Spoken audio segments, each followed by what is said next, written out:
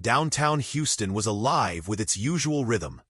Cars honking, people in suits walking briskly, and the faint scent of roasted coffee drifting from the corner cafe.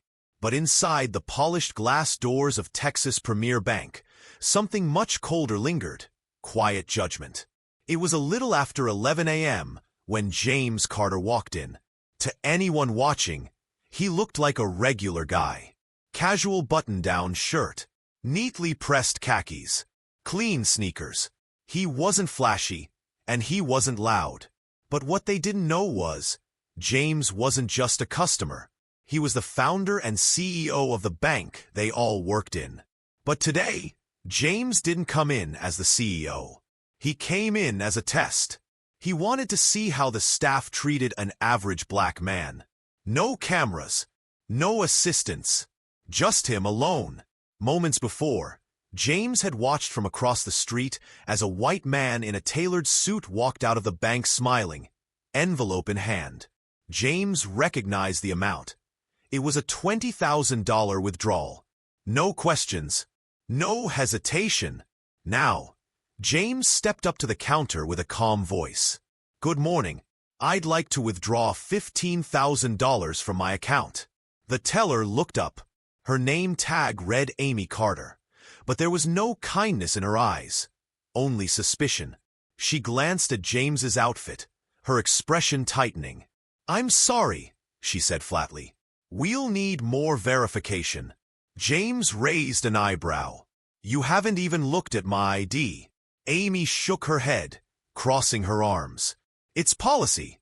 Large withdrawals require approval." James tried to remain calm. "The person before me withdrew even more than that. I watched him walk out." "That's different," Amy said quickly. "What's different about it?" James asked, his voice still level. "His skin color?" The air grew still. Amy didn't answer. She simply turned toward her manager's office and waved. Moments later, Victoria Sanders, the branch manager, appeared. A tall woman with sharp features and a tighter smile. Victoria looked James over like she was assessing risk. Not a person, just a problem in sneakers. "Sir," she said slowly, "for large transactions, we need to verify everything thoroughly. I'm sure you understand."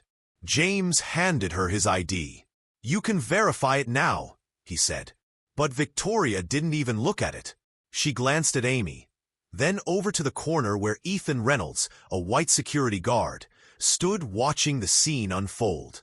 And then, with a single nod from her, everything changed. Ethan walked toward James with quick steps. "Sir, I'm going to have to ask you to leave." "For what?" James asked, baffled. "I've done nothing wrong." "You're causing a disturbance," Ethan replied, grabbing James's arm. James resisted slightly. "I just want to withdraw my own money." But Ethan was already shoving him toward the door. Roughly, carelessly, his ID slipped from his hand and hit the marble floor. Victoria and Amy said nothing. The glass door swung open, and James was pushed outside like a trespasser, thrown out of the very bank he had created. As James stood there, catching his breath, something quietly unexpected happened.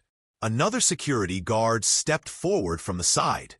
Jamal Brooks, a young black man, dressed in the same uniform as Ethan, but with a different kind of presence, soft-spoken, weary, and watching everything. He bent down, picked up James's ID, and handed it back. "Here, sir," Jamal said gently. Then, in a low voice only James could hear, he added, "They don't want us here. Not like this." James looked at him.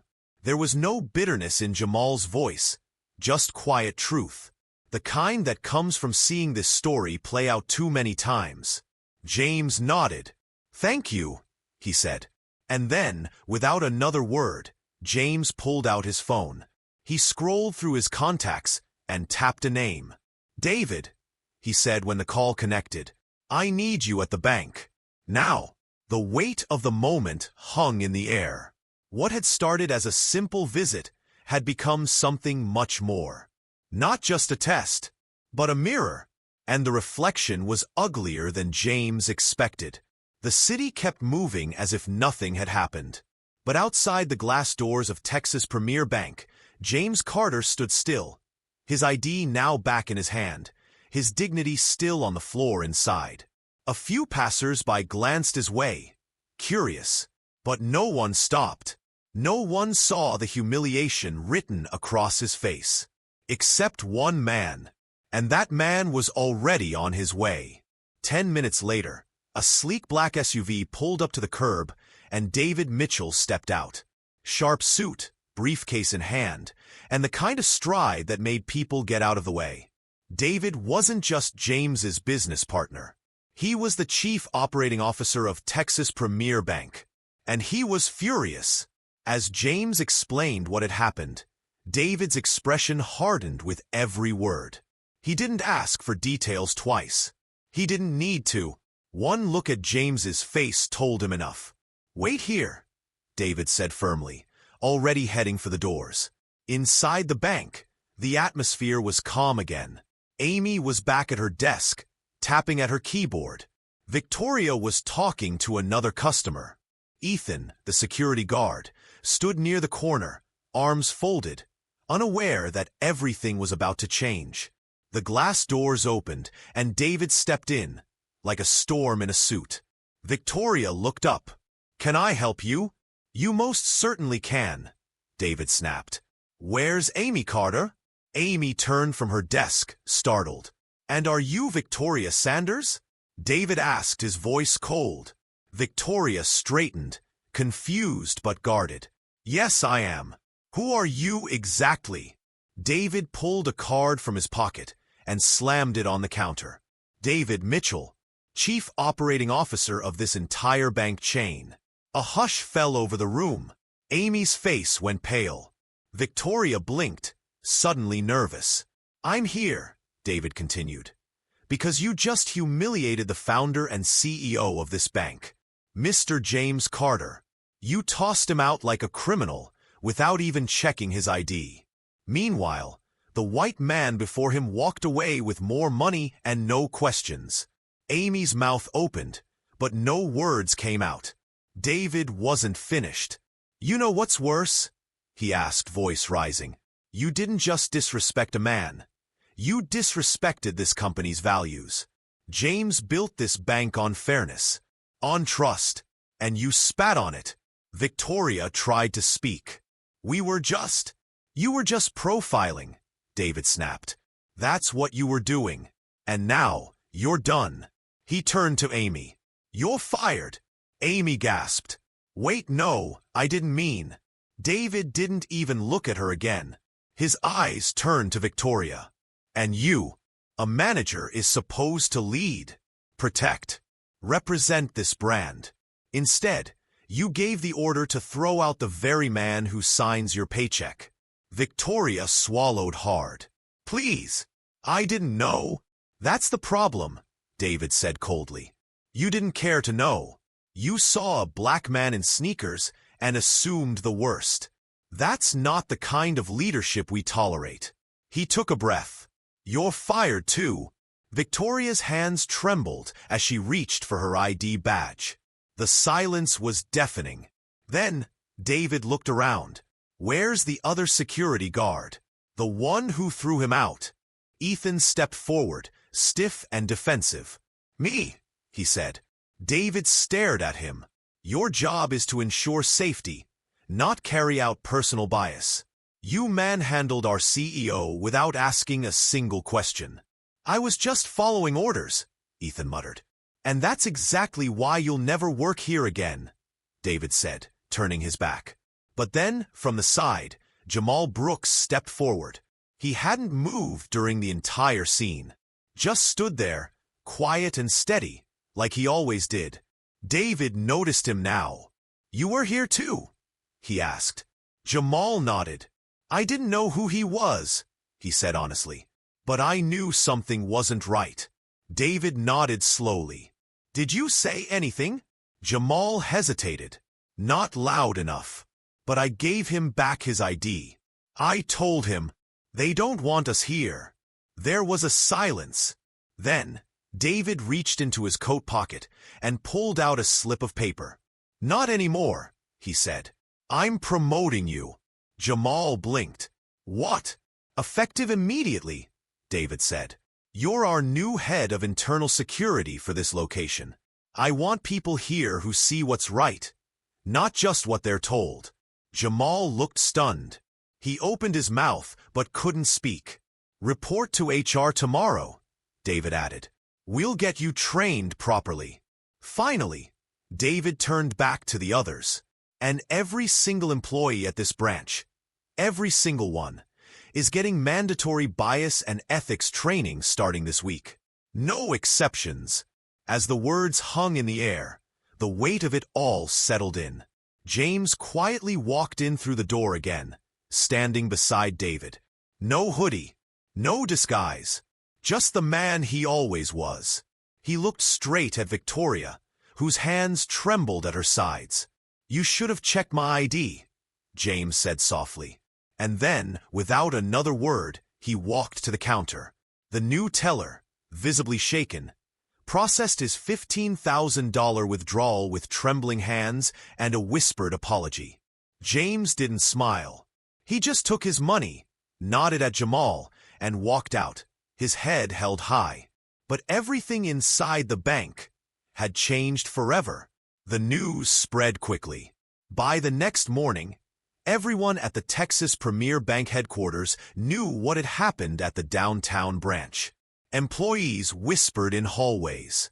Executives sat quietly in boardrooms, stunned. Some couldn't believe it. Others weren't surprised at all. But one thing was certain. James Carter's quiet walk into his own bank had shaken the system. Back at the downtown branch, changes were already taking place. Jamal Brooks arrived early. Now in a suit, his new position as head of internal security finally starting to feel real. He wasn't sure what to expect, but when he opened the doors, something was different.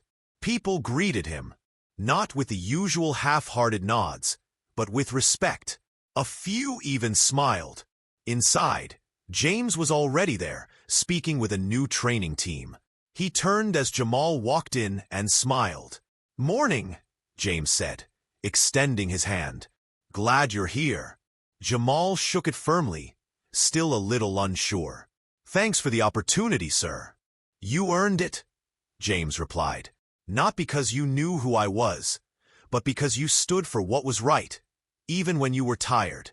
Just then, David Mitchell walked in with folders under his arm.